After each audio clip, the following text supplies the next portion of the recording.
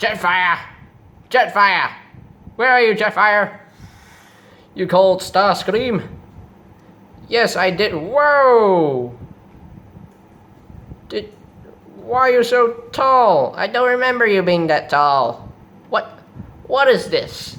What is this? Hey, you behind the camera. Please extend the camera. I can't do this, you know, I can't do this. Extend the camera. Extend the camera. Extend the camera. Thank you. Thank you. So Jetfire, I need you to do something for me. And what would that be, Starscream? I want you to report to Lord Megatron that we'll be going against the Autobots real soon. I don't think I can do that. Why not? Because I'm not who you think I am. What? What are you saying? I'm not who I was, okay? I'm not who I used to be. What are you saying, Jetfire? It's best if you don't look. Oh, okay. I won't look. I won't look. Okay, you can look now. What? Yeah! No! You traitor! You an Autobot! Yeah! Get out of my sight, Jetfire, before I kill you. Okay. Catch you on the flip side. I will never catch you on the flip side, Jetfire. I will hunt you down. I will hunt you down and I will kill you, you traitor!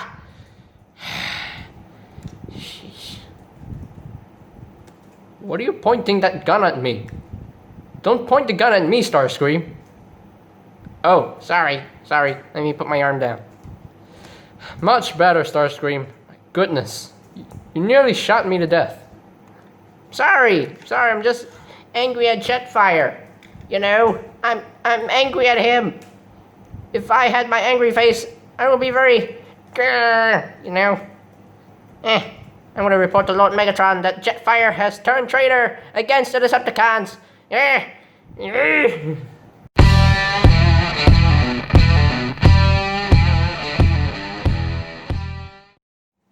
Hey, what's up, ladies and gentlemen? JJ Prime here, back with another video, and today we'll be taking a look at the Transformers Siege Voyager class Starscream. So, here we are, and there he is. I don't have the packaging because it's upstairs. You know, it's upstairs. I'm trying to sound like Starscream when I'm reviewing him, but anyway.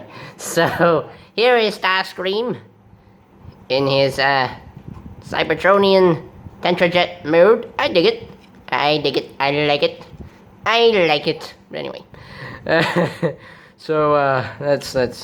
forget about the Starscream voice. It's gonna hurt my throat there, but anyway. So, here he is in his Tetrajet mode, which is pretty cool. Because if you remember, like in the first episode of the G1 cartoon, the original G1 cartoon in the 1980s, the first episode, we had the Seekers that transformed into these Tetrajets. And the Tetrajets returned in the Bumblebee movie, which was awesome, which was pretty cool. And I quite dig this mode for Starscream. And you're probably wondering, hey, JJ Prime, why are you reviewing the Starscream first? Why aren't you reviewing Earthrise Starscream yet? Hey, Siege came before Earthrise, so I have to review this guy first, okay? I mean, for me, there is no rule to when you have to review a figure. Like if the new figures come, you have to review them first, and you have to review them straight away. No. I can always review old figures first, and then, yeah. But sometimes I review new figures first, and then review the old figures. So there's no specific rule to this. So, yeah, there's no specific rule that you have to follow. Just do random things. So yeah, but yeah, it looks pretty cool, and I love the battle damage paintwork on this figure. Some of you might not like the battle damage paintwork on the Siege figures, but for me, it looks good. It looks really good because he's been through some scraps, you know. I mean, in the Siege cartoon, in the Netflix series, they all had the battle damage paintwork, so no complaints there. It's a nice Decepticon logo, which is weird that they used the movie-esque Decepticon logo. I nearly burped. And you have this, if it's not blatantly obvious, this is going to be the chest for robot mode, so. But still, looks pretty cool. Looks pretty cool. No articulation for this jet mode, it's just static, you know. So, without further ado, let's get on with some comparisons. Here he is with the RID Warrior Class Starscream. So, if you want me to review this figure, hey, I'd be happy to. I mean, I'm gonna review them one by one, so yeah, don't worry, I'll review this Starscream if you want me to review him. So yeah, here is the two Screamers. So there you have that, and here he is with the big Commander Class Jetfire, his former teammate and now current enemy. So because this guy betrayed the Decepticons, so. And he became an Autobot in the end in the Siege cartoon. So there you have that. So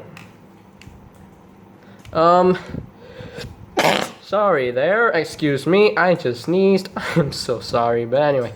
So he does include some weaponry. He does include his two of these, I think these are called null rays, but they don't look like null rays.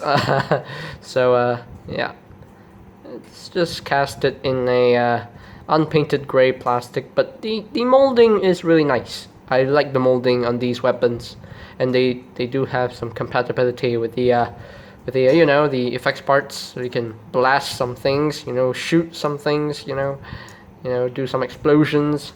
The effects parts can also you know, peg in to the back of the gun if you want to if you wanted to fly around, you know. Yeah, hey, it is what it is. And you can have like the effects parts to go on these three thruster boosters, whatever you want to call them, these boosters, these ports. You can just plug them in and you can go whoosh, you know, you can whoosh and all that stuff right here. So I don't see any other posts for the effects parts to plug into, so yeah.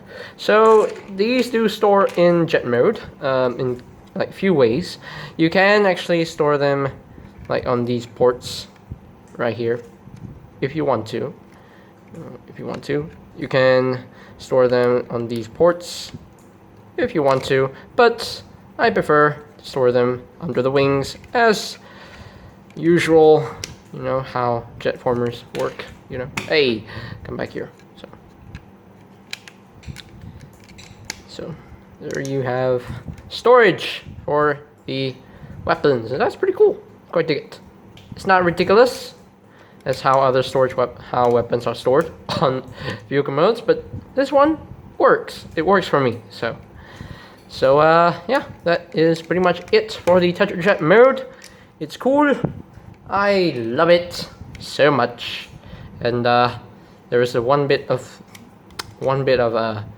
I wouldn't say it's parts warming, but one major flaw with this figure before we get down to transformation. So now we're gonna get down to the transformation into robot mode. So to get down to transformation into robot mode, before we start that, I have to address something right here. Now this panel, this chest, what will be the chest in robot mode, this loves to pop off. Now, this isn't the case of your mileage may vary. This is a widespread issue. It's a widespread issue. It's a widespread thing. It happens in every figure. So, this panel is supposed to be on a friction hinge. So it's held like right here and right here. It's not held on like two sides here or two sides here. No, it's only held like one side on one side, which is not too good, which is not, no. If they could run a pin through this, you know, that would make it so much better. But I guess they kind of scrapped the idea because there's no way to put a pin through here. But they should have, I mean, you can see a hole right there, which is pretty clear that they wanted to put a pin right there, but well, it is what it is. But best thing to do is just pop this off. Unintentional parts forming. So yeah, so now what you want to do is you want to take this back piece and just bring that up, and that will clip into place like so, and there is a tab that will tab into that slot right to there, and there you have that. So now you want to take the wings and untab them, and you can see these tabs will tap into these slots on these forearms. Okay, untab that, and now just raise this section up. Now you can fold, actually you want to untab the arms from the sides of the legs. So now you can fold down the legs. And when you go back into jet mode, you can see this panel. This is on a spring, this is on a, it's on a spring, it's spring loaded. So, so you just push this back in, and then you just fold that in. That's pretty cool how that does that. So now you want to rotate is 180, waist 180. So, and you want to flip up the foot, flip up the heel spar, flip up the foot, flip up the heel spar, and there you have his legs all done. So now just bring the arms back, bring the arms back. So now you can straighten out the arms and open up the panel, flip up the fist, and close it back. Second thing on the other side, same thing on the other side, just open up, bring it out, close, and there you have his arms all done. So now we can just bring this down, in turn, that will in turn to bring up the head a little bit, and this will untab, this will flip to the back, like so. And now I'm just gonna take this chest piece, just plug that back on, and that tab into place, and that's not going anywhere. Thank goodness. So now the nose cone section, this is on a tight connection. So hey, you're supposed to split like that. And be careful because you might break it. Be careful. Be careful when you mess with this. Because the paint on these tabs are very thick, and I think that's why the tabs are too tight. So just bring this down this double on this hinge, and that will tab into these slots right there, which if I can, there we go, tab in right there, that will tab in right there, and I think we are done. Are we done? Yes, we're done. Yay, we are done with the transformation for Siege Starscream. And here we have Starscream in his robots mode, and he looks wonderful in my opinion. He looks very G1-y, he looks great, he looks magnificent. So now let's get in close here so we can take a look at that beautiful Starscream noggin. Yeah, really nicely done. Now he does have some light piping, so if you shine him into the light, if I can though, he does have a little bit of light piping if you shine him through the light. But anyway, that means his eyes should glow on a nice red. But let me give like there we go. Ooh, look at that. That's beautiful. That's beautiful. So yeah, that's beautiful. So I kind of wish he had a smirk, you know, on his face to make it look more evil. To make it look more like he's scheming something against Megatron. So yeah, but overall the sculpting is nice, the molding is nice, the paint work is wonderful. I love how Hasbro and Takara did this, you know. Yeah, so articulation wise, oh wait, forgot something. Now to finish off the robot mode, we need his null rays. So if you plug these null rays into these ports, it's gonna look very weird. So the instructions tell you to plug it onto the shoulders, and yeah, and there you have his null rays. So that completes the look for Siege Starscream. So, and he's very accurate to the one we saw in the Netflix series. He's very screen accurate. Yeah, it looks exactly like the one in the series. So yeah, that's pretty cool. Now articulation wise, the head is on a ball joint. It can rotate a full 360. It can look up a little bit.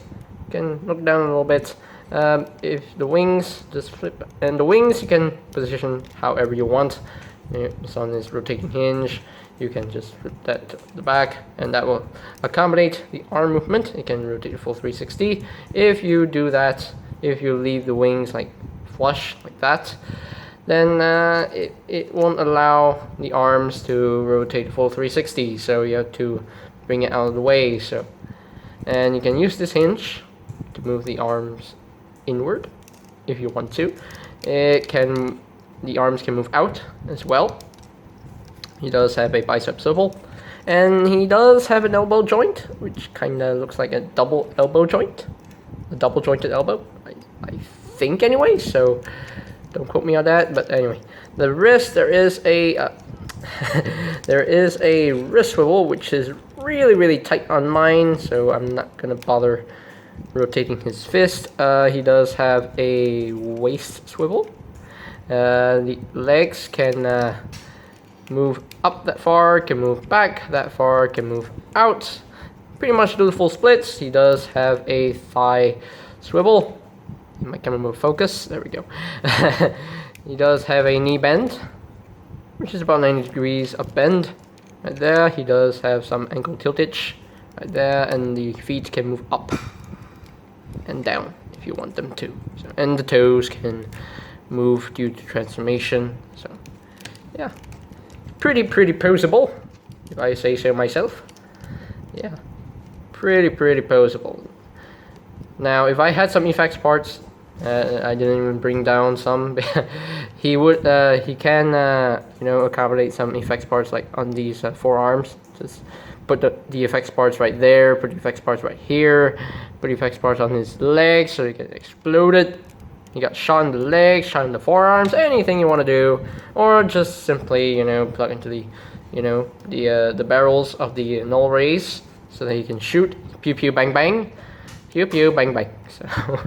So yeah, that is it for Starscream's robot mode, and let's get down to some comparisons. Here is Siege Starscream with the RID version of himself. And again, if you want me to review this guy, I'll be glad to do it. So yeah, yay. I mean, yay. So here you have that, and let me pause right here. I'm gonna raise up the camera a little bit. And last but not least, here he is with his old partner, old friend, now enemy, Jetfire. You can see how they look together.